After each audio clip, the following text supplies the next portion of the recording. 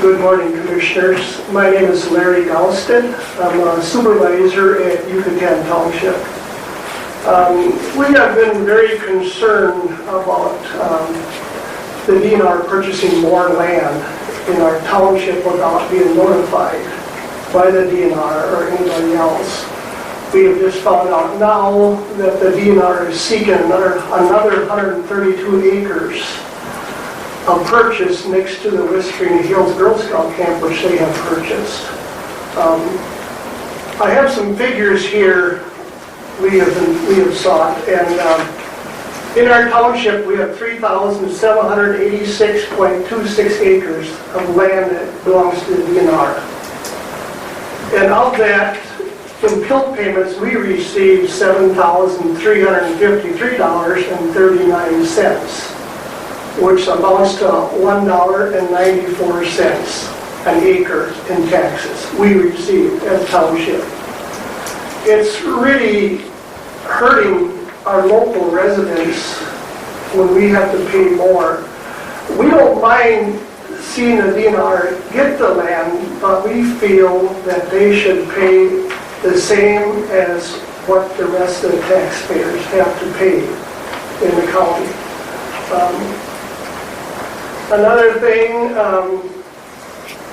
it seems to be that the DNR has been paying their taxes late comparing to regular landowner taxes.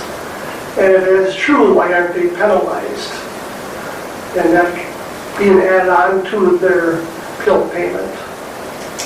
I don't know, I know that one of the DNR members is a real close friend of mine, Don Ramsden, and I think he asked permission to talk to the commissioners. And us as town board members would like to be present at that meeting to ask some questions.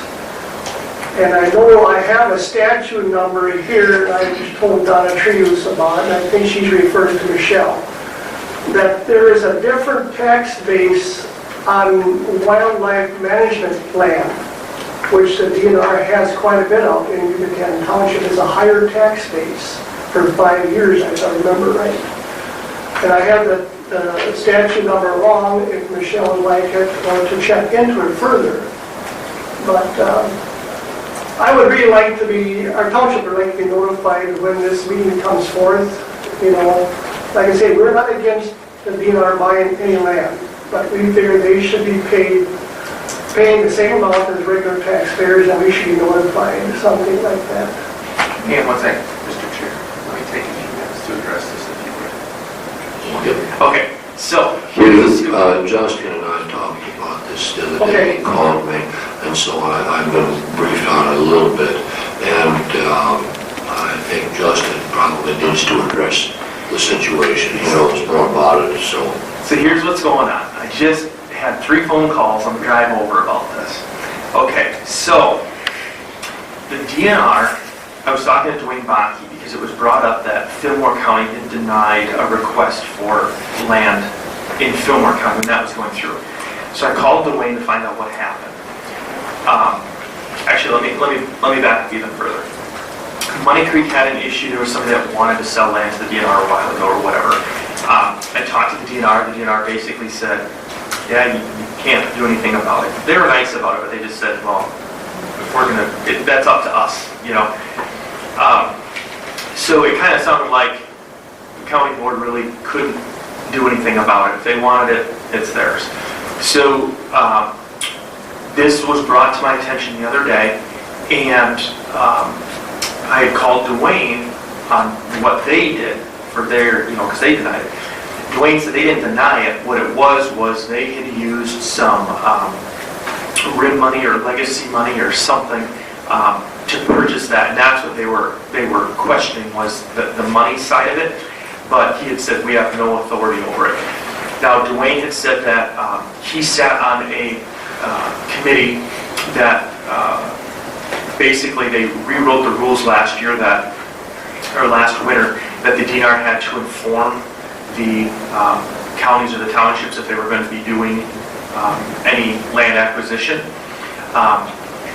it gets kind of sticky because sometimes they don't want to make it public because then there's a huge outcry or whatever, and basically county's hands are tied. It's a state agency. There are ways to appeal it, but then the governor can override that appeal anyway. So it's kind of, if they want it, they're going to get it type of a deal. That was kind of the conversation this morning. The request was submitted to the county for them to come in and talk to the board. I would very strongly encourage you guys to be here and be part of that conversation. It is a little concerning. It seems like, and I don't know what they're doing for the rest of the state, but it just seems like southeast Minnesota are buying a lot of land down here. Now, depending on what agency's buying it, like you mentioned, different tax rates and all that kind of stuff. Right. So we'll find out more when they come. We have an agenda sheet that went around for next week. I don't see that they're on for the next week. He hasn't. Okay, so I don't know when that'll be, so just keep watching the agenda, but come in because we'll include you in that conversation, obviously.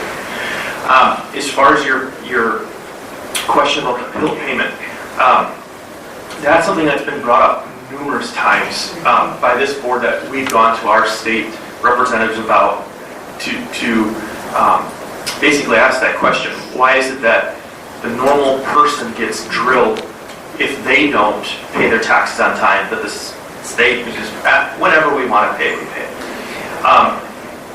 That even was brought up when I was in D.C. Back in May. One of the commissioners from another county had brought that up too, about the whole bill payments and paying on time and what do we do. So we know that that's been brought, state and federal level, that's been an issue.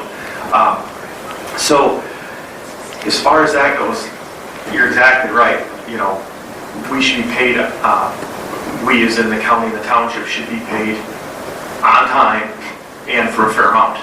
So those are things that we've been struggling with for a long time. So hopefully that kind of helps out with what we know on our side of this deal. It's not much as of right now, what's going to be going on specifically, but we'll include you in on it. I know there was, I read it someplace where they're trying to get a law too, if there is a law, that if the DNR purchases any more land, they have to sell the equal amount so they can't accumulate any more acres. Sure, okay. That's what I've heard.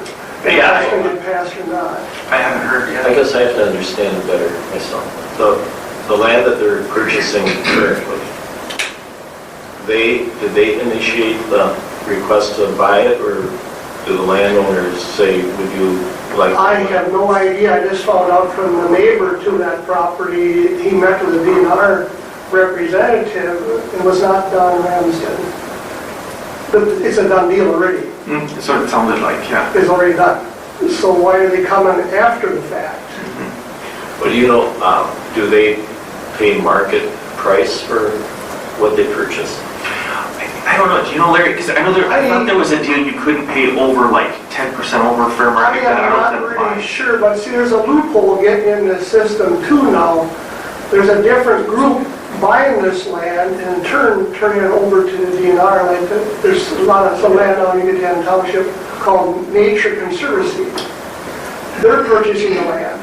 Then after a few years, they turn it over to the DNR. So there's kind of a loophole involved in it. And they'll do that like Pheasants Forever or anybody like that will buy it and then turn it over to the DNR and kind of... Yeah, it's kind of, we don't mind it, like I said. It's just the tax money and the fellow residents, the voters of Yucatan Township are really getting upset. There's getting so much of it in Yucatan. There's other townships too that have a lot of acres in state land that is really hurting their tax base. Okay, when they purchased in the past, and we talked just briefly this morning about some invasive species and so on. Once they purchase it, do they monitor it and take care of the land? I guess I'm not... In my opinion, they're not maintaining the land like they should, like a farmer does. It's just too much. To me, there's not a better steward of the farm than the farmer himself, than of the land, than the farmer himself. Yeah. He takes pride in his farm. And there's just getting to be too much land, in my opinion, the DNR owns is not being taken care of. I have a 40 acres landlocked behind my farm. It's been there since 1937, which they acquired under delinquent taxes. And I had a problem with the fence line back there, and the DNR gate came out, and he said, this is the first time I've ever been on this property, DNR property. And I said, that means you got too much property if you've never been on it. He'd been working for the DNR for 30 years. He'd never been on there. So I said, it proves that you have too much and can't maintain it, I said. So, but I'd like to be, if we get notified when there's going to be an agenda, we always go and look at the agenda on the website. I can try and get a hold of you guys. That'd be great. Or Michelle, or, one of us. We'll get a hold of you somehow. Okay, that'd be really great, because we can really get through some questions with them and that, so. Okay. So, yeah. Thank you very I much. expect from the request that they'll be either on one of the next two meetings. Okay, There's no meeting next week. Okay. And the third one is evening. If they want to come in the evening, I offer up the 18th, and otherwise, the following week, if Yeah. he hasn't responded. so if we know a few days ahead of time, the whole board can be here to ask questions and that, so. We'd like to. Thank you. Thanks, Larry. Thank you. Just a side question. Yeah. Have you heard back from Greg Davis yet about whether we actually have any power at all? He seemed to be under the impression that we did have, and I question that. Yeah, I have not. I'm looking at my email right now. I have not heard back from him. But Dwayne, like I said, Dwayne Bach confirmed. He said, no, you don't. But yeah, I haven't heard from Greg. And I know Greg said he thought we did, so we better make sure that he's on the same page too. Well, I think it's critical that we follow up with it, with Greg. Yep. Because, he's chair of the tax committee, for crying out loud. He probably could do something about at least the discrepancy, if nothing else, or at least he could put the wheels in motion much more effective than we can. The other question is, do we invite him in on this, if he'd come to this meeting and ask and see the townships and the board of DNR interact and what the issues are? That would be a great idea. Yeah. We'll invite him to the meeting when they're on there, and if he shows up, great. And if not, we'll follow up with him. Wouldn't be a bad idea to ask Jeremy too. Yeah. Just so they can see the issues. So they realize if they don't already, they might. Yeah, okay.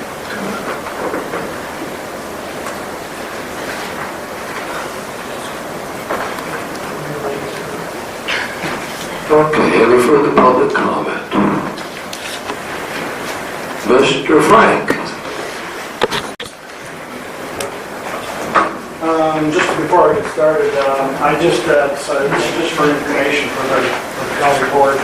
This is the also hazardous waste collection results that we have this year. I guess I got mine earlier, thanks. that's just for the information.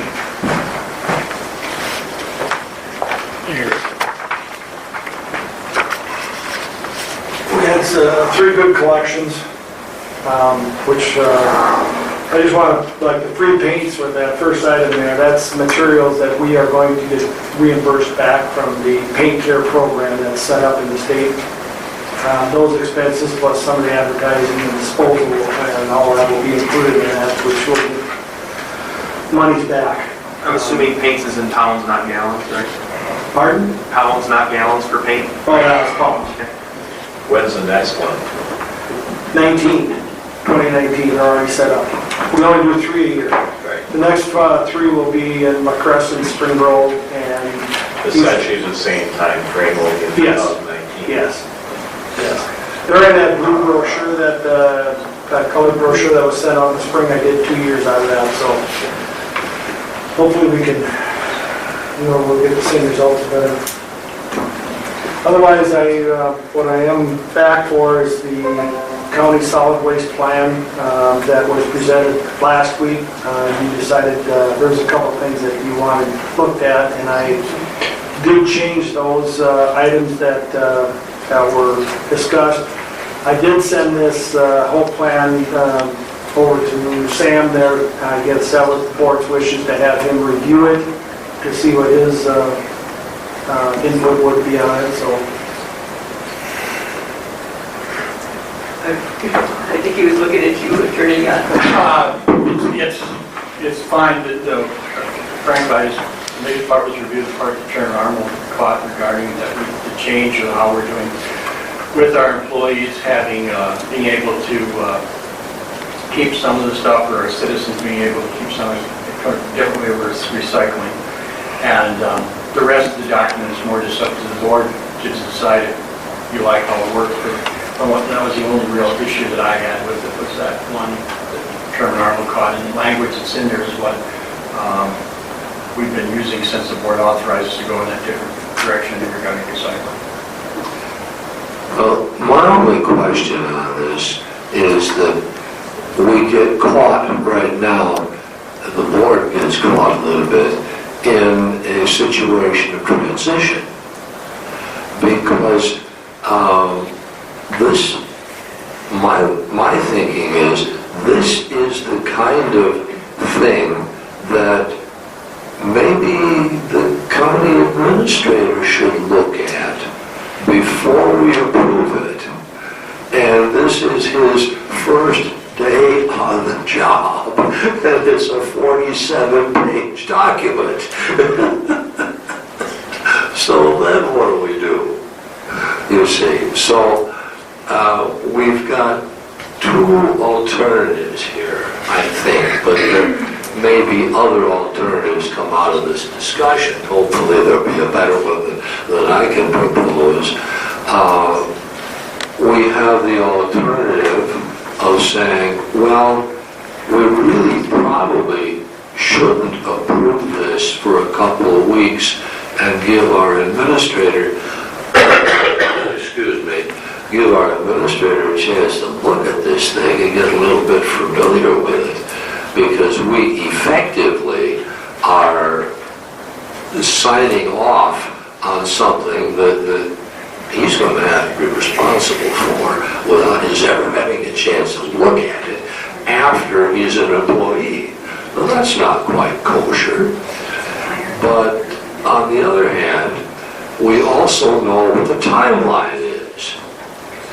And the timeline is that if we don't approve it this morning, then this document that you've spent a fair amount of time working on winds up going through a 30-day comment period.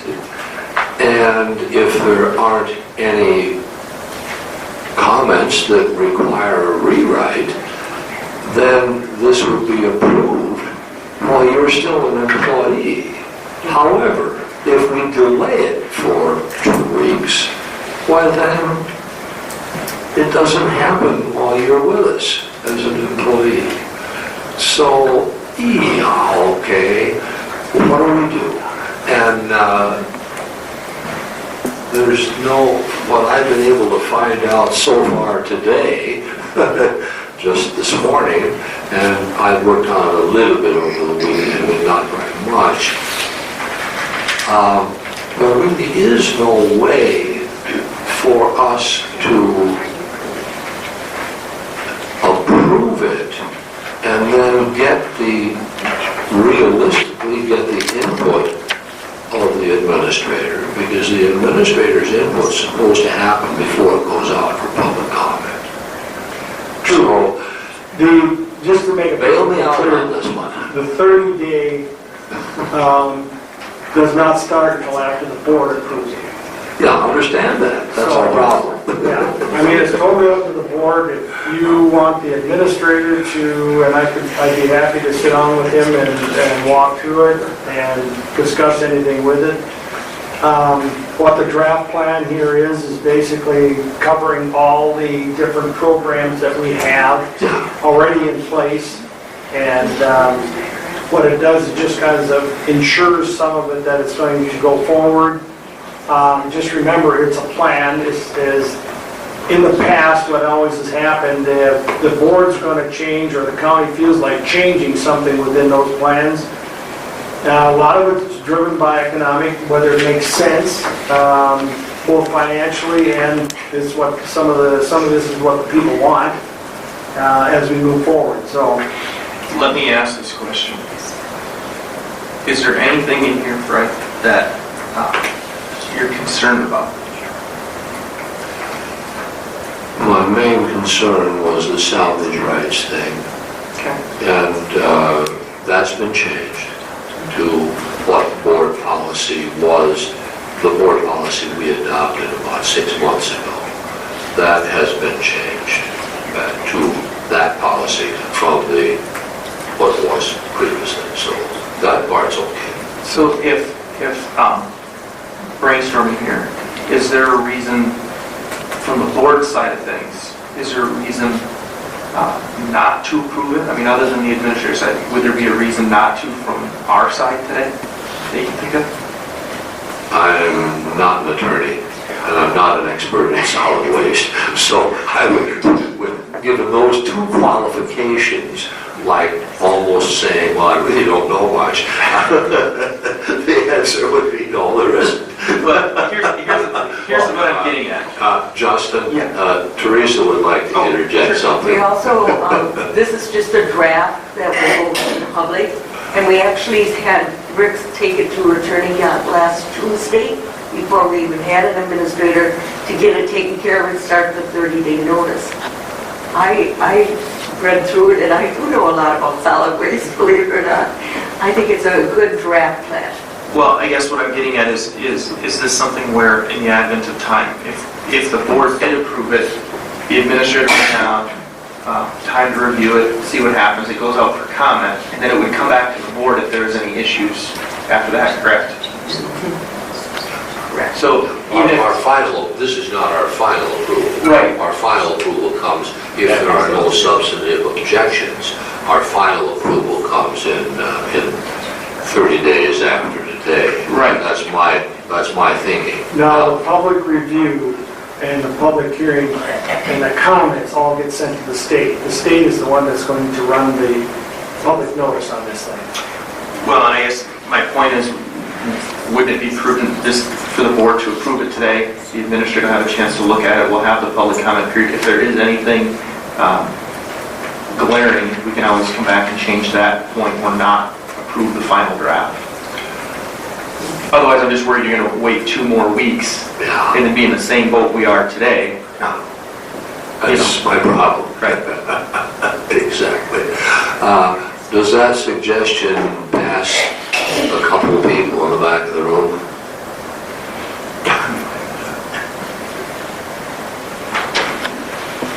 Morning.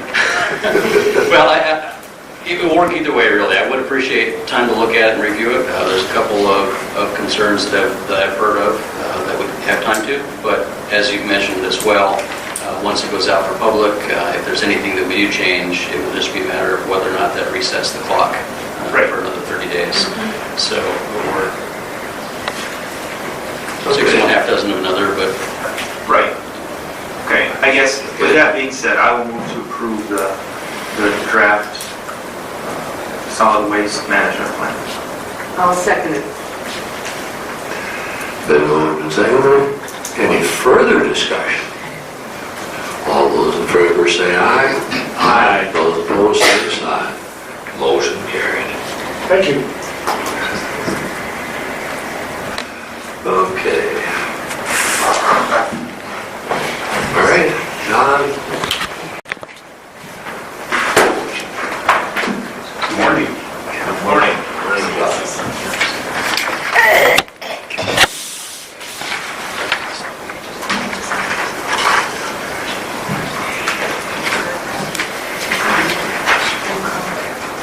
Jeez, very expensive right now.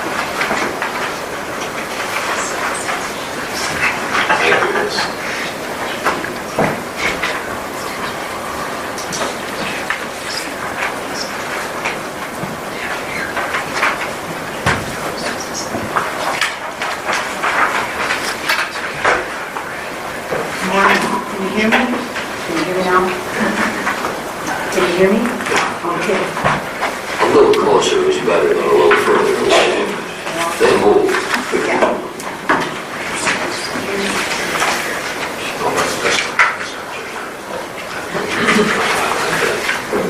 pilot system is somewhat amateurish.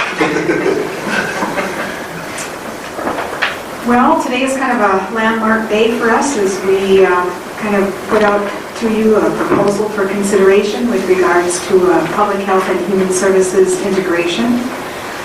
What I was hoping we could do is we wanted to give you kind of a brief update about the work that's been done behind the scenes. We also want to visit with you kind of about the picture that we have in front of you with regards to our recommendation as to a new organizational chart, and then talk a little bit about our recommendations at the end. And certainly open to any and all questions, and we know that we have had some visits with you in the past, but we just want to take time to go through this because this is very, very important, very important.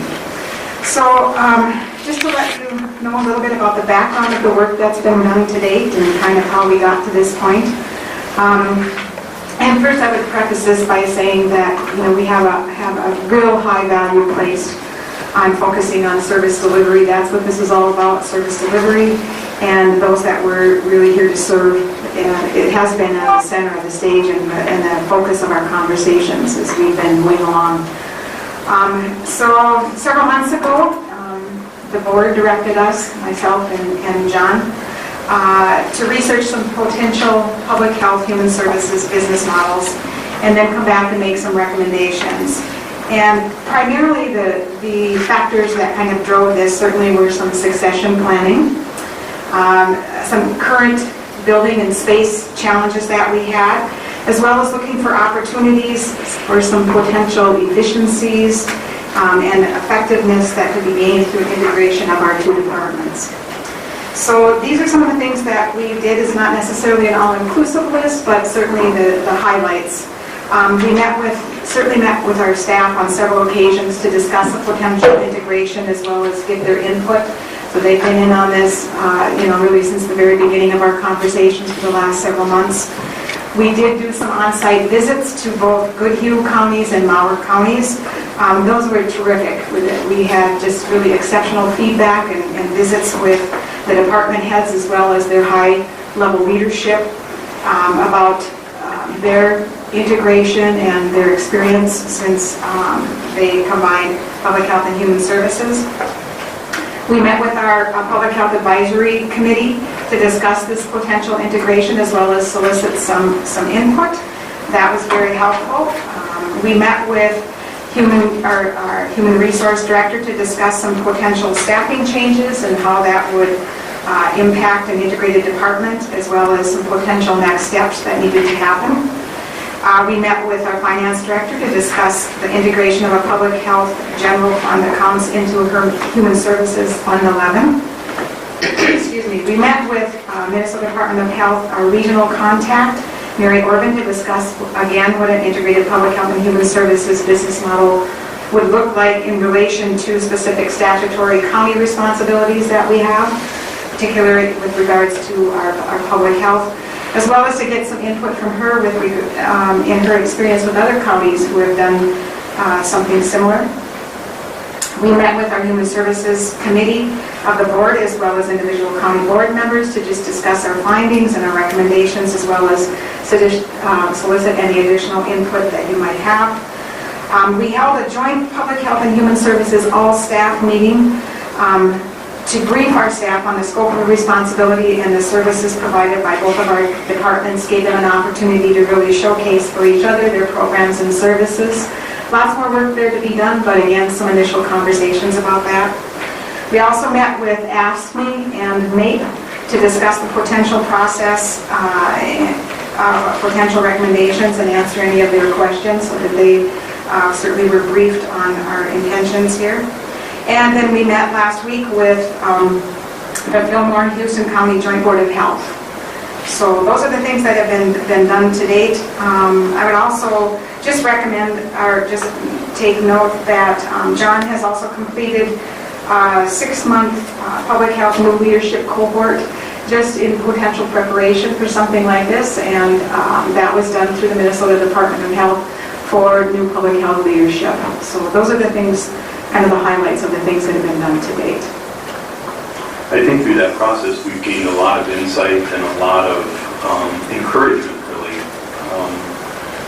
The counties that Mary mentioned that we visited were very positive about this change and feeling that it was very beneficial to the citizens of their county. We learned a lot from those visits. We've learned a lot from our staff, worked hard to engage our staff throughout the process. And I just want to give a hats off to the Department of Health. I think Mary Orban has been very helpful, but also the leadership cohort that Mary mentions. I kind of have been needling some folks at DHS and saying, you know, it would really be good if DHS gave a similar type of, just a primer to new directors.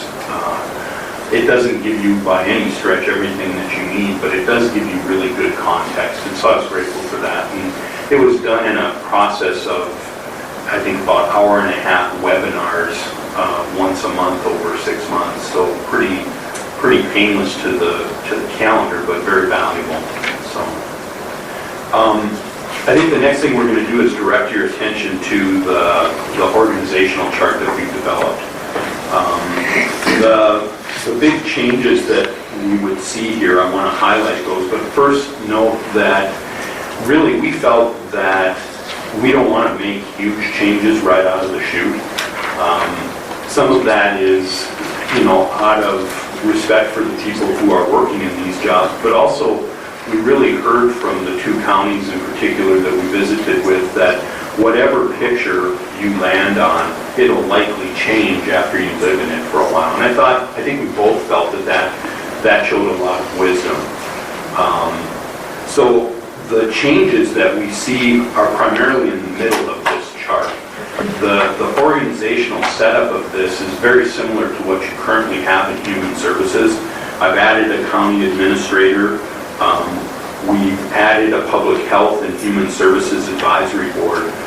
Statutorily, when the county was providing home care, you were required to have an advisory board. You're no longer required to do that, but we're going to recommend that it's a really good thing to continue and actually expand to some extent to include school district representation and potentially nonprofit provider representation. It's a model that we've used in the past in a different county, and it was really, really helpful for that operation. I think it'd be beneficial here as well.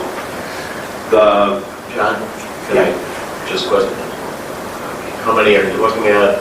When would you meet? Would people be, it would be compensated, it would be volunteer? Yeah. I think the structure that I'm familiar with is still representation from the districts that you guys represent, but then adding additional members that represent different sectors. So maybe we have a representative that represents public education. We have one that would represent a public health or a mental health provider. We don't have an exact structure for that, but that's kind of the idea.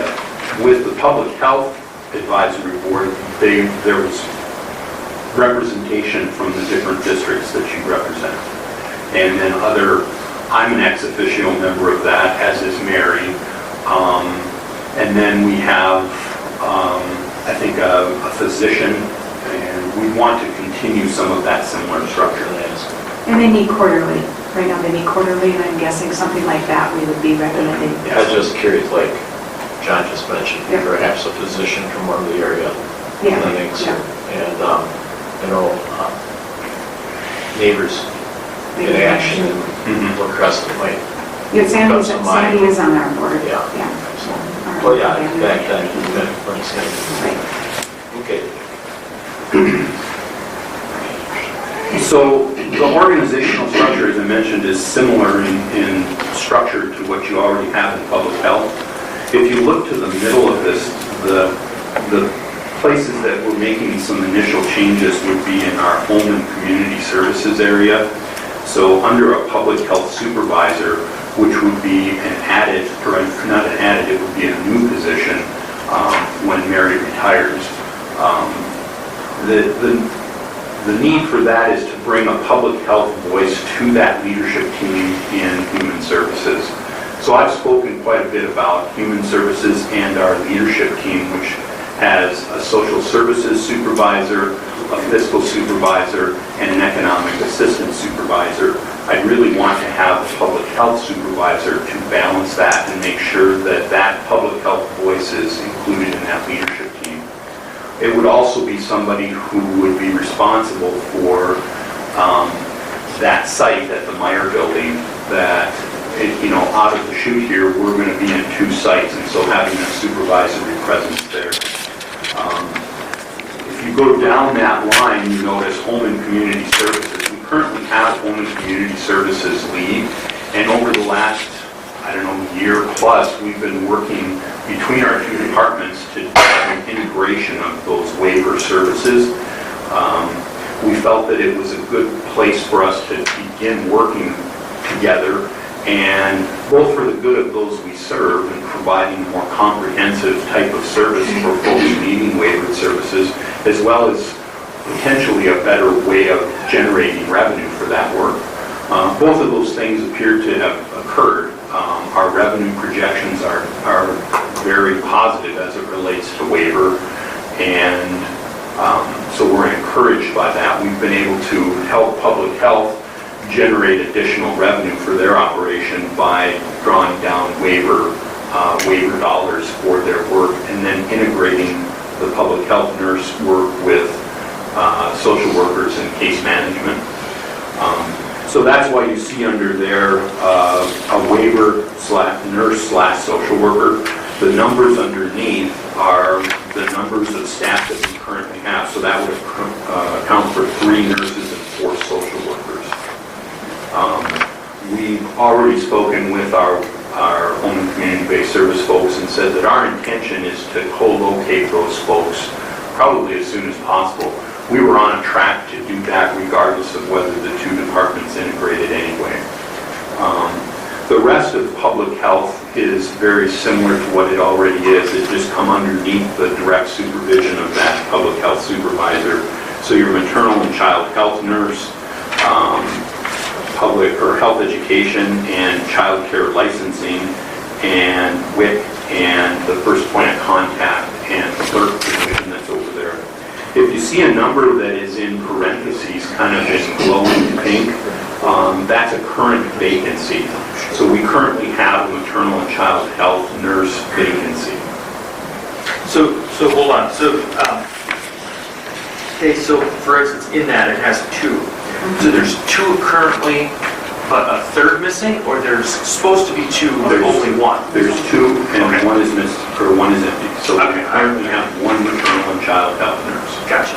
So wherever you see that, where the white numbers are what we're currently staffed at, and a number in parentheses that's kind of that pink color is a current vacancy. It's not an additional.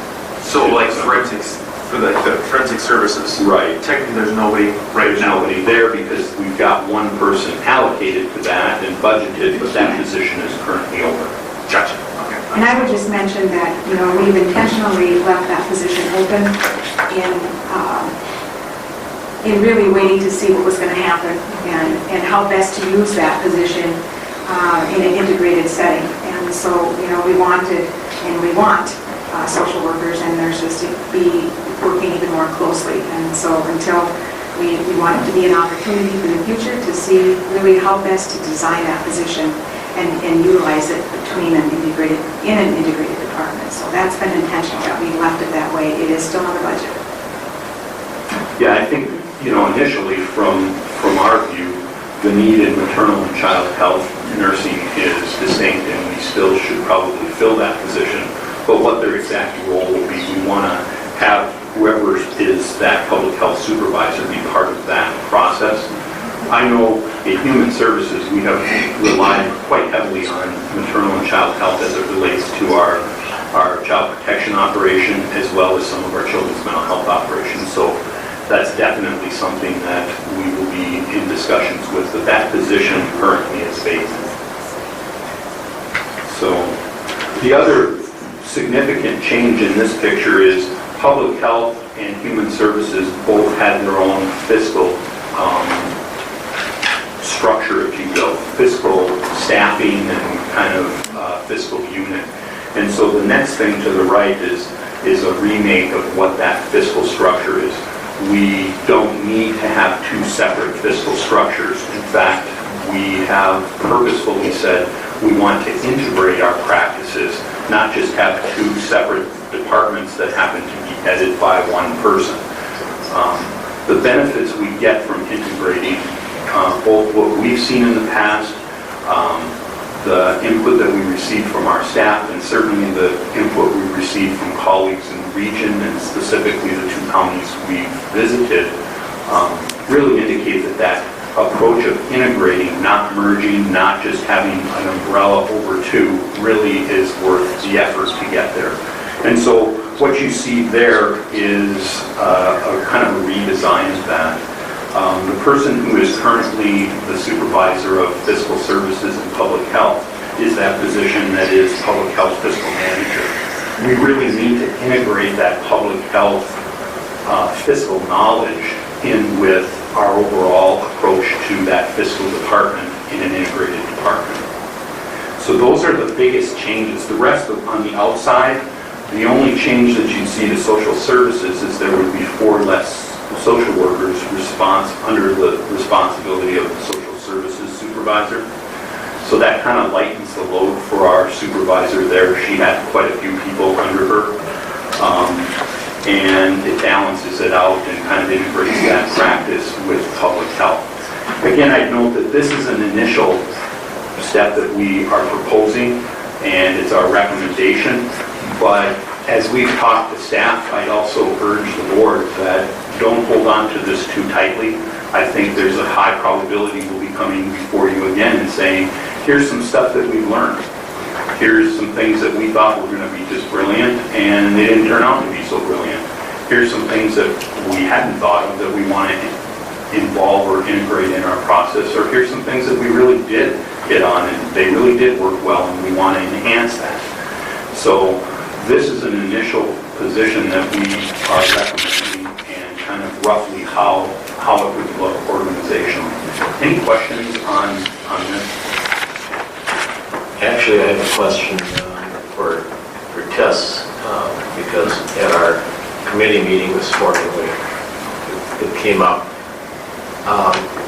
Where are we at with the historic jail? Well, this morning, thank you for asking. This morning, we just received the feedback from our last report. I haven't read it yet. It just came in as I was actually sitting here. So it looks like we'll have 30 days to respond to that, and it sounds like we're about at the end. I'm not sure what the revisions that they're requesting are in our final report, but we have a few that we have to make for them. Okay.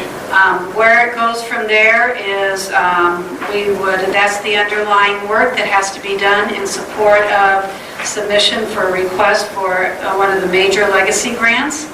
And we can go forward with that yet this fall, I'm hopeful. I have to look at the timelines for the Historic Society. I'm sorry, timeline is? Timeline for the major legacy grants that this underlying grant supports. So I will have to look at that. I could give you more of a report in 2 weeks. Like I said, it just came in this morning a few minutes ago. Well, obviously, it could be an important cog in this whole merger if we are to utilize that potentially. So, thank you. Absolutely. You're welcome. Any more questions? I think we got to keep the idea of integrating these two departments, and I have studied this, and I really take it to heart with human services and public health. I think we got to keep the word integration, and I like the business model to go forward even before we talk about the actual facilities where they're going to be existing. The idea right now they can work separately in their own buildings, but with the long-range plan, hopefully have them in one building. But today we're just going on this, right? Exactly. Okay. And when we had our joint meeting with Fillmore and had the same flow chart, essentially, I had penciled in veterans? Is that, I think we've had, I've spoken with Rob about kind of what we're doing in this integration of public health and human services. I think that brings up inevitable questions about, okay, if there's going to be a co-location of public health and human services, what does that mean operationally for Rob, and what does it mean building-wise? I agree with Teresa that, our approach to this from the beginning has been, let's look at a business model and then address the space and building needs to support that model. There are plenty of models that include veteran services in more of a community services model. I'd be more than willing to explore that with Rob. I think a big part of that is including the veteran population in the county in that discussion. And, we kind of decided, let's focus on public health and human services, but I think there's some real value. That said, I'll say that I do work closely with Rob on a number of different cases. There are certain things that the veteran service can support, different types of services that then reduce the burden to local taxpayers. And those are benefits that people have earned based on their service to our country, and so we want to honor that and maximize those resources. So it's on the radar, definitely, but it's not part of this recommendation today. I just wanted to kind of reiterate one thing that as we have thought about this a lot, and that we have been extremely intentional about calling this an integration. This isn't a merger, this isn't a takeover, this is an integration of our services and programs. And as well as what we learned some from the other counties is how important it really is many places will refer to this type of an integration as a health and human services. Again, we're being very intentional about keeping the word public health. It's public health and human services as we move forward. So we appreciate your comments, Commissioner, about just the integration piece of it, as well as keeping the public first and foremost in public health. I'd add to that too, in that, there's, we want to be respectful of the mission and distinctiveness of public health, and our good staff who do that work. But there's a real underlying reason for us to integrate and not just merge as well. The continuum of services that the county is responsible for, from primary prevention to deeper end intervention, is one that I think we will benefit from integrating for many years to come. We frequently come before you and say, there's this deep end intervention that we're mandated to address that is extremely costly. And the question is often, how do you get ahead of that? And, I think that an integration and a mindset and a business model that supports integration of both prevention and intervention types of strategies is one of the best ways to do that. That said, I visited a little bit with Commissioner Arnold last week, and the challenge always to say, okay, we instituted this integrated model. Tell me which people we prevented from going deeper into the intervention side. It's really difficult to count things that don't happen. And so really you have to rely more on trend type of data, and you don't get a real clear picture in saying, we made this decision in 2018 and it resulted in this in 2019. That said, the leading wisdom in this field says that there should be integration here. We should be paying attention to the social determinants of health. Those are the things that are underlying a lot of the things that we as a county are faced with on a daily basis, not just from a cost perspective, but from a quality of life perspective. And so I'm really excited about the opportunity that we have in an integrated model. So just a few more thoughts on that. So what do you need from us today? So, all right then, we have some recommendations that we've brought before you today that we need you to act on. The first, I'll just give them to you all at once and you can aside from that. Are you going to want separate motions on each one, or? I think that wouldn't be a I bad don't think idea. that would be a bad idea, so that we're clear on the direction that you want for us. So the first one is, we would like to recommend that you combine the current Public Health and Human Services departments into an integrated department. I would move to do so. I will second that. Any further discussion? All those in favor? Aye. Aye. Those opposed, same sign. Motion carried. The second recommendation that we would make would be to establish an implementation timeline to include a formal resolution and initial implementation by 12/31 of 2018. And that would be working with our new county administrator, our HR, as well as our county attorney to make sure that we have the correct statutory language. And we have some templates for that from other counties. I'll make a motion to establish an implementation timeline. Second. Moved and seconded. Any further discussion? All those in favor, aye. Aye. Those opposed, motion carried. The third recommendation is that we would like to confirm the initial revised organizational chart, including the establishment of a Public Health and Human Services Director, replacing Public Health Director with a Public Health Supervisor, and establish Public Health and Human Services Finance Supervisor. Now, is that going to take an effective date as of 12th? Does that need to be stated? Probably, Not yes. immediate? Yeah, well, October 14th. We have some things that we need to complete in working with Tess and the HR department to make all of this happen, as far as banding and some recruitment that'll be necessary. But if you approve a public health supervisor, we would then move forward with recruitment of that position. So that would be included in this. So we don't necessarily need a timeline, just to say that we're going to... Get going. All right, I'll move. Second. I would just ask one question. I'm assuming the answer will be yes. I'm 99% sure it will be. But you have spent some time talking with HR about this so that things are lined up there. There's more work to do. Okay, very good. I think that's why we're asking for an implementation timeline, so that it isn't like we're affecting every single thing today. But what you're doing is approving the model and approving us the direction to put that in place. So Mary's right, there's a lot of different things that need to be completed on the HR side of this.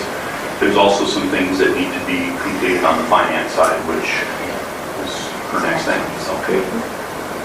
My question was, I guess we just passed a timeline, but then Mary will be leaving. So implementing the timeline, with Jen, you'd be working with the public health supervisor that would be, and that, what's the timeline on getting that position filled? We would want to get that position filled as soon as possible. It'd be great to have some overlap with Mary and be in position on her retirement date that we are operational. So you haven't posted it yet, but... No, I think Tess is going to address that right after us. Yeah. I believe that's on her radar. She's standing up now, so Commissioners, with regards to that position, we have the cart in front of the horse just a wee bit. That's on your agenda to approve that position, and it's in your packet this morning. The job description is there. So in a few minutes, we'll address that. Okay. And I can answer some of the other questions as well at that time. Some of this too, we wanted to make sure that we had board action before we started recruiting positions that were central to the recommendations. All right, did we get a second on that? Yes. Okay. Was that you, Jen? Yeah. Just, Michelle wondered, she didn't hear it. I heard it, but I just saw where it came from. Okay. Okay. Any further discussion? All those in favor, aye. Aye. Those opposed, same sign. Motion carried. And then the last thing is to combine the current public health general fund accounts with the human services, which is the Fund 11, and that would become effective 1/1 of 2019. I'll make a motion to combine the fiscal accounts effective 1/1/2019. Second. And Carol, this makes sense to you? Okay. Always ask the finance director before you do anything like that. One thing I add is, the date on that is specific. We really would want to make this be something that is clean at the break of the calendar year. So it's already started, and then once that calendar year comes. Right, so we're working on a lot of those things, but if we want it to be as of that date, I think for a variety of different budget-related, audit-related, and just operational types of things. So from the time that Mary retires until the end of the year, we'll be continuing under the current structure, but January 1 of 19 is a real specific date as it relates to finance. And as you pointed out at the meeting this morning, John, being budget time, this is important. Right. It comes to us as you foresee it. We have been working pretty diligently on an integrated public health and human services budget, assuming that you wanted us to move in this direction. And so we'll be bringing that information to you shortly, either probably starting with our committee and then to a full board meeting.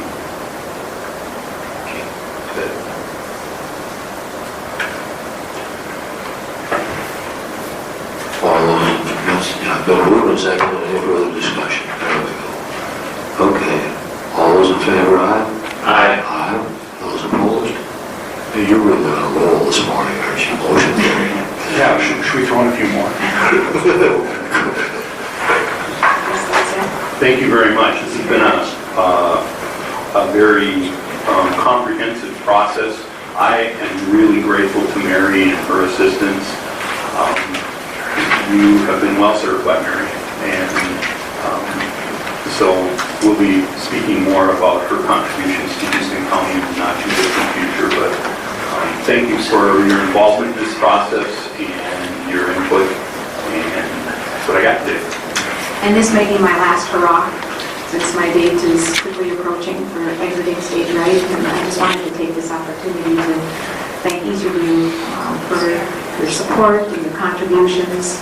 This 4.5 years, it's gone really, really quickly, and I really do feel that it's been a privilege to be able to serve in this capacity. I can't say enough about the tremendous contributions and the folks that show up day to day and knock it out of the park for us. It's a tremendous staff, and there's a lot to be proud of here. So, thank you. Thank you, Mary.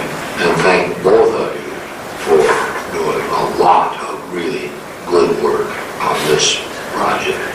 We really do appreciate it. Thanks.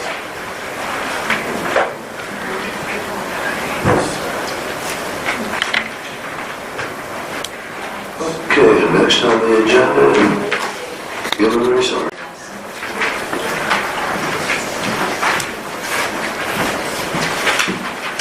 Good morning, Commissioners. Good morning.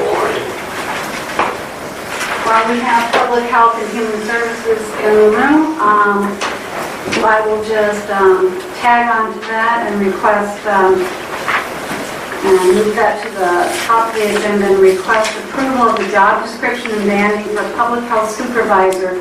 This is a MAID position. It's banded C52. Current pay range from the 2017 charts are $26.22 per hour to $34.96 per hour. Having said that, our office has been in close contact and working with Merit at Department of Human Services. Many of our positions, not all, but many of our positions in public health will have to undergo a Merit transition. This should be fairly pro forma. So, but this position has been looked at by them, and we're ready, and it's also been classified by Gallagher and Associates. at this time. And I think that's about it. We can begin the search as soon as we have board approval to go forward.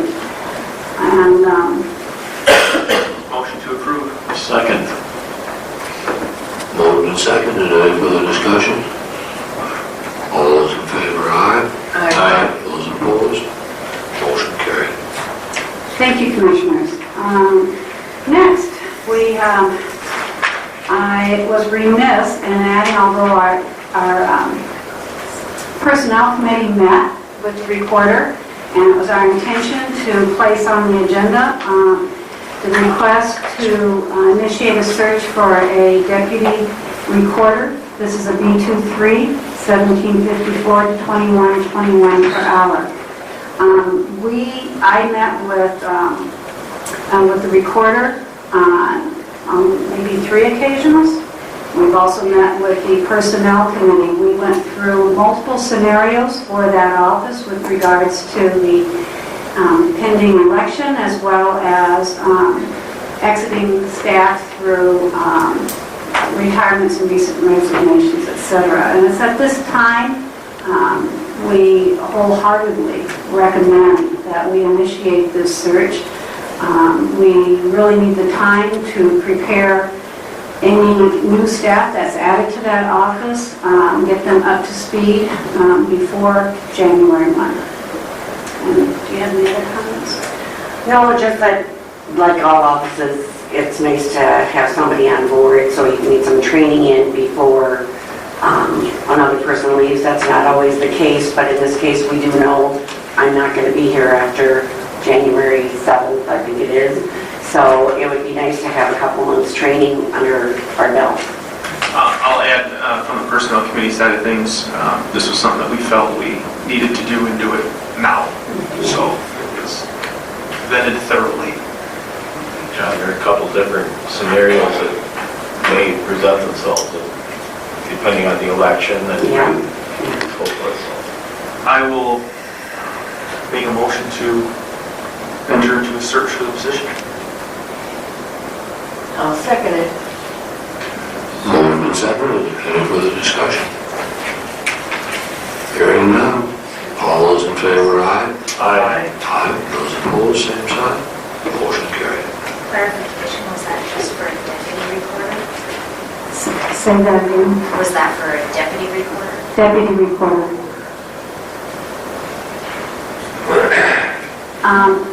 Thank you, Commissioners, and just by way of information, this still, no matter what scenario we have at the end of this year and going into next year, we still would have under any combination a reduction in forces, if you will, in attrition in that office, even with the addition of this position. Okay, thank you. Thanks, you guys. I'd like to go back up to the top of my agenda. At this time, I'm recommending, and Mr. Babinski is here, that we amend Jeff Babinski, County Administrator's date of hire from September 5th to August 30th, 2018. We've been working with him since that date. So moved. Second. Moved and seconded. Any discussion? All those in favor, aye. Aye. Those opposed? Motion carried. Thank you. Next, the assessor.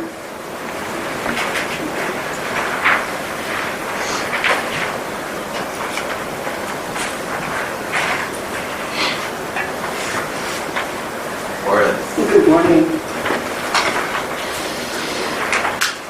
It doesn't quite seem like a year has passed. This has been one of the fastest years, I think, on record for my office anyway.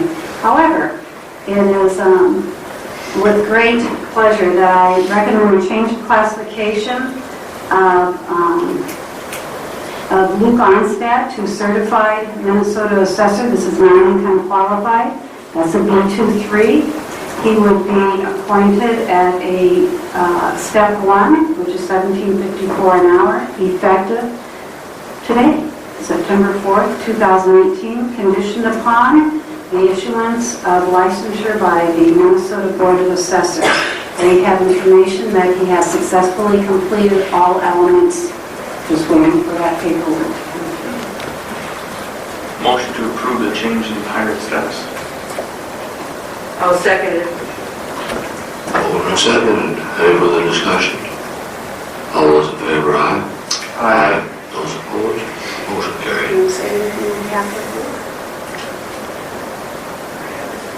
On behalf of both of those, Michelle and Luke, I'd like to say that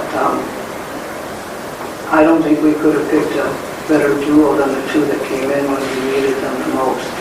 Both came in running above and beyond what I ever expected, and I'm truly happy that today has come and they can move forward. So that brings us to our next point, and that is the change of classification status for Michelle Quinn to certified Minnesota assessor, non-income qualified, B23, step 3, 1927 per hour, is effective September 4th, conditioned upon issuance of license by Minnesota Board of Assessors. This is, will be her anniversary date for this position. I know she's currently out of class as the interim, but her anniversary date for that position would be effective today as well. Motion to approve the change in employment status for Michelle Quinn. I'll second it. Moved and seconded. Any further discussion? All those in favor, aye? Wait, Whoa, I went too fast.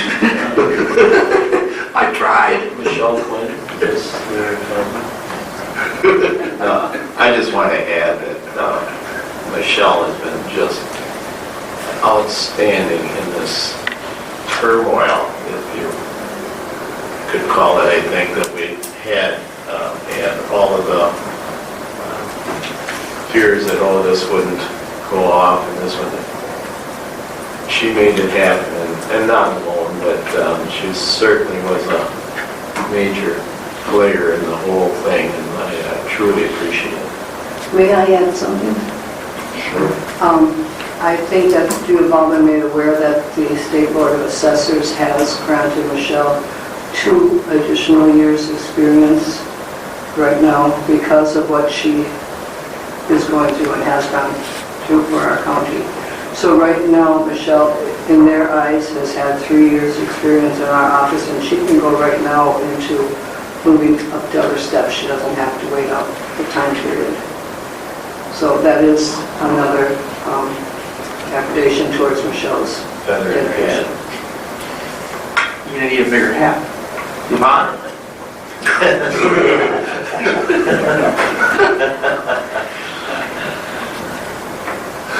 Okay. All those in favor, aye? Aye. Those opposed? I should have voted no just to shock you.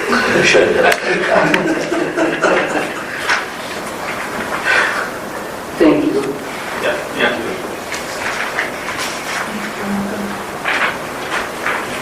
This time, I'd like to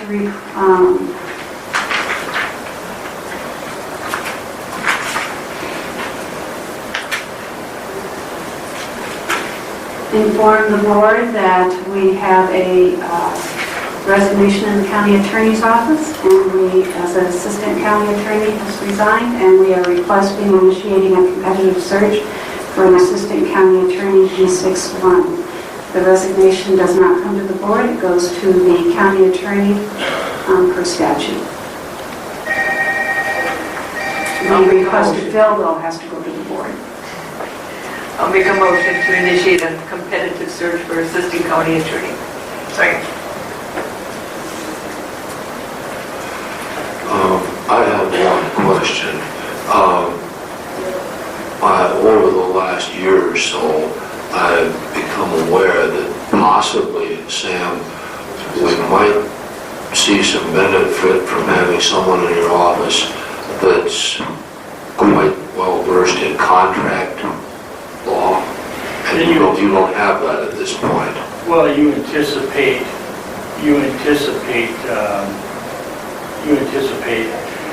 some of the parameters of the search.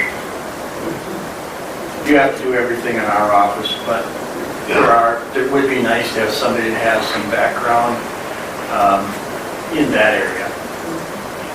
Are we able to ask who's resigning? Is that? Jamie Hummel has resigned. Well, then you are keeping that in mind in your search then? Yeah. Okay, as long as we don't have to include it as part of our motion, one will. You know, and what I would suggest is that I'm looking, it would be nice to have someone with a broader civil background. Yeah. Whether it's contracts, probate, guardianship, conservatorship, those types of things, that is becoming much more intensive for my office than the criminal matters. And because those civil matters, and that's what's spread in front of me right now, is contested guardianships, conservatorships, that type of stuff. And so we do have a lot of contested hearings, but they're just more than there has been in the civil side.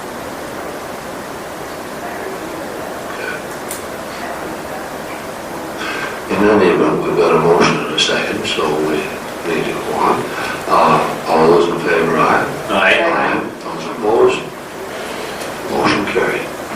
Thank you very much. Thank you. Now, closed session.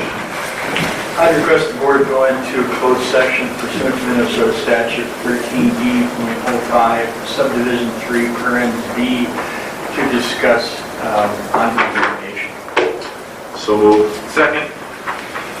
Moved and seconded. All those in favor, aye? Aye.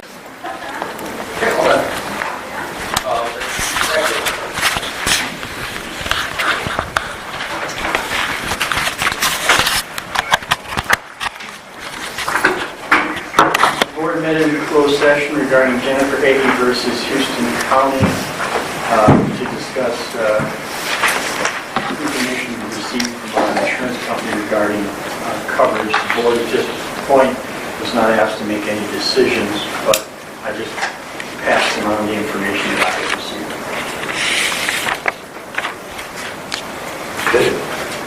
Next on the agenda, approve claims, human services, and license center disbursements. I will make a motion to approve the claims human service and license center disbursements. Second. Moved and seconded. All those in favor, aye? Aye. Carried. Now, wait a minute, Brett. We also were going to talk about doing it as a board to do the emergency declaration.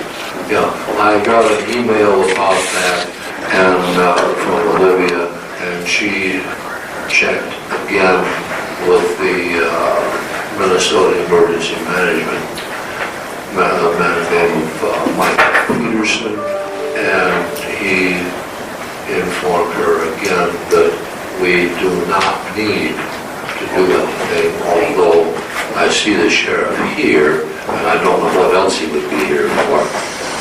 Just in case you wanted to bring it up, Commissioners, like I told you in your text, unless the board, for whatever reason, wants to have a resolution, but for the state declaration, it's not required. Just the board's, the chair's signature. Where the federal one, it is a requirement for them to have a resolution passed. Good. Did you have anything last night occur that we haven't had previously? Not that we're aware of. But we're supposed to get more rating in today or tonight. Looks like all week. Yeah.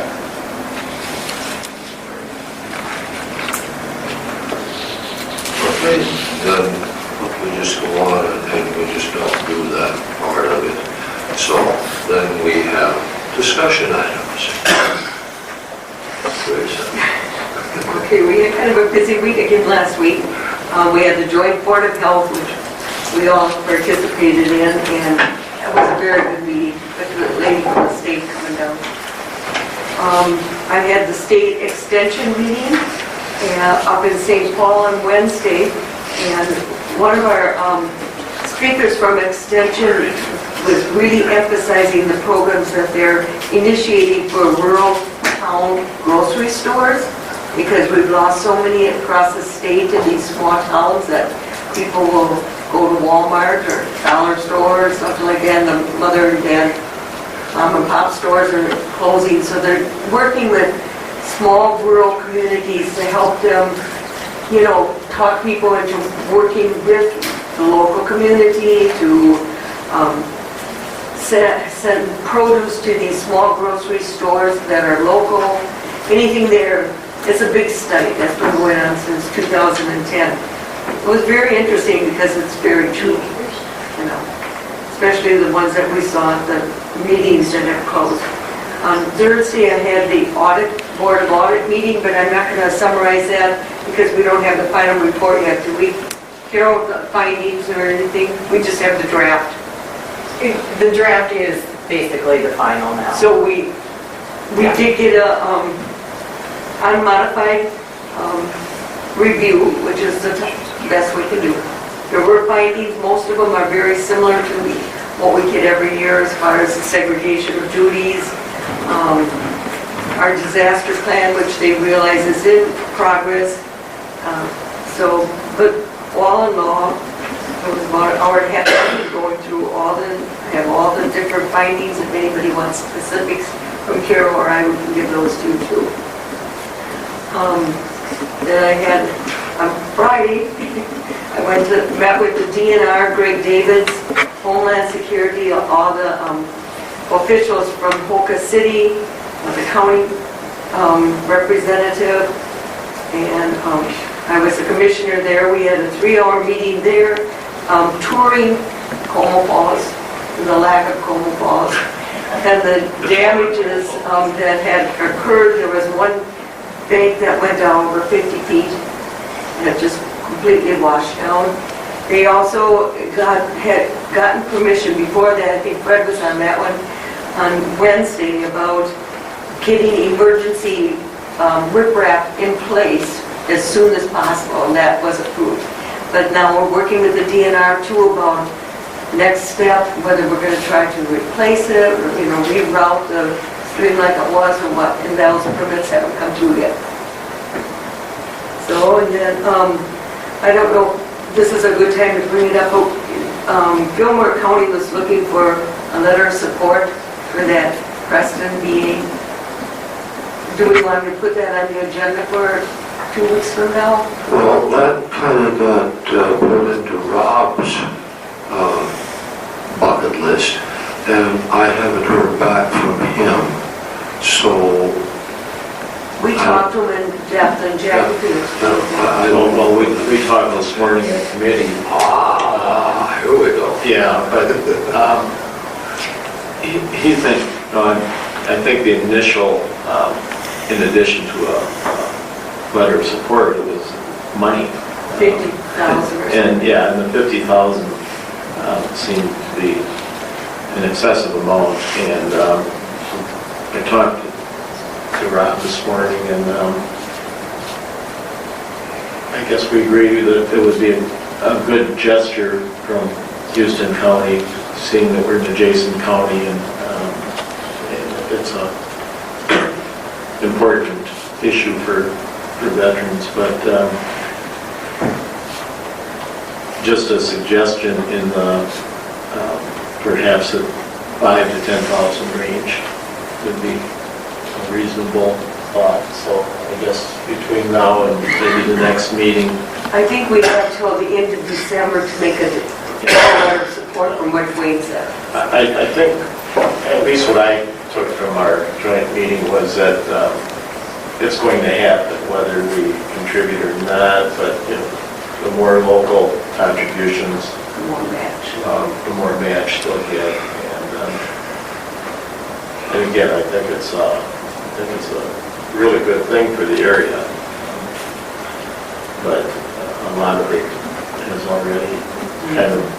Well, it's in the bonding bill for three of them in the States. Yeah. Okay. I just had a note to myself to bring it up. That's all I have. And lots of meetings. Mine were already covered. Teresa covered Joint Board of Public Health, and Larry Ghost covered the conversation this week. So, meetings-wise, nothing. I do want to bring up at the next meeting, we probably should have a space up here for the administrator. potentially where Michelle sits to be included in the deal, if we push you down one space or something, because he needs to be part of the conversations and be up here alongside boards. And I suppose we haven't even done a official recognition, have we yet? No. That's on my list. If you don't do it, I will. I'll let you do it as a board chair. Okay, whatever. It'll get done. That's it. Again, I don't have much different from what the other two have stated. I did meet after last meeting with the two gentlemen in the back, the sheriff and chief deputy, concerning radio issues, and I'm more than satisfied that they know what's going on. And our top, as I mentioned probably 2 or 3 times already, I'm on the board, but it's complicated. There's a lot to do with communication issues, and I'm, again, confident that we're on top of it. I Pleased was with on that. that board before you, and they had 3 pages of acronyms, letters. Right. So you don't even know what they're talking about half the Yeah. time. RCC to ZB, whatever. So, okay. Well, I'll do the small stuff first, not necessarily, but my understanding, and Teresa, you were at the meeting, I had to go out of town for the weekend, so I had some stuff I just simply had to get done on Friday, so I just couldn't get there. But my understanding of what's going on there in Hoka is that the river, what's the name of the creek? Thompson Creek. Thompson Creek rerouted itself, and at this point, Thompson Creek is going below a bluff that's mostly sand, and there's buildings up on top of that bluff, and the sand will eventually erode into the creek if something doesn't get done. However, the creek is designated by the DNR or designated by somebody is a trout stream. And so that's where the DNR gets involved, and theoretically, you're not supposed to interfere with what a trout stream does, because that's habitat and you can't mess with that. So we need, that's why we need, or the city of Hoka needs, the blessings of the DNR to protect that bluff. That's my understanding of what's going on. And the DNR has not necessarily dropped the other shoe yet and said, well, in this case, you can put that creek back where it was. They are going to send out 2 of their engineers to review the situation before they move forward on any permits. And are these gentlemen in any hurry at all? Depends on how much more rain we get. We're talking about another half dozen inches of rain overnight here. Come on, folks. Yeah, okay. That's the way that goes. We will hope that they get the proper thing done. Pretty devastating. The Public Health and Human Services integration has some ramifications in the finance department and the HR department and in other areas, and we need to be careful. I'm sure that John and Mary have been very careful, and we need to be careful with our oversight too, to make sure that these things get taken care of the way they need to be. Just a comment on that. I'm on the highway shop or highway department building thing now, and there have been, over the last week, there have been a couple of questions raised about valuations, and I tried to meet with the assessor last week, and we both were just swamped at that point. We didn't have time to meet. So the assessor and I will meet this week and talk about a couple of issues there. And then I'll have a little bit more, hopefully quite a bit more in 2 weeks. Now, the important business of the morning.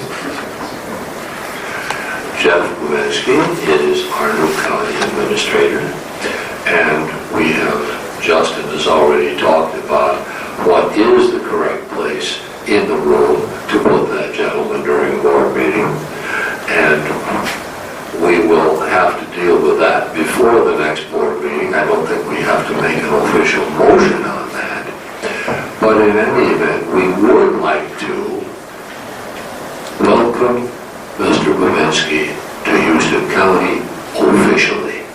Thank you very much for being here. And do you have, at this point, the floor is yours, sir. Do you have any comments you would like to make? Well, I'll start very briefly with again, a thank you for hiring me and the confidence of the vote decision to come down here. My family and I are very excited to be the newest members of Houston County, and the kids are starting in school today, and we're starting to jump into things right off the bat. So hope to do the same here at work. Very impressed with what I've seen coming into things. It's obviously been a very busy couple of weeks since I was here last, and I'm very happy with the responses I've seen to the emergency and the environmental situations going on, and the information that's gone out to the public that's gone forth there. So I'm happy with how things are. Happy that will hopefully be a contribution and help bring things from good to better, but excited to be part of the team. And Mr. Rubinsky's office, can you give me the room number? Room 117 downstairs for now. 117, right across the hall from the auditor's office. For if somebody needs more specific directions, right across the hall from the auditor's office. And that's the extent of my report. So wait a minute, we have, okay, go ahead. We got closing public comment yet, but you're first. Just want to ask Carol, do we need a motion to accept the audit report today? No. Okay. Is there any closing public comment? Okay. A motion for adjournment is in order. Motion to adjourn. Congratulations, sir. You guys are All those in favor, aye? They sure shoveled a lot on your plate for day one. Indeed.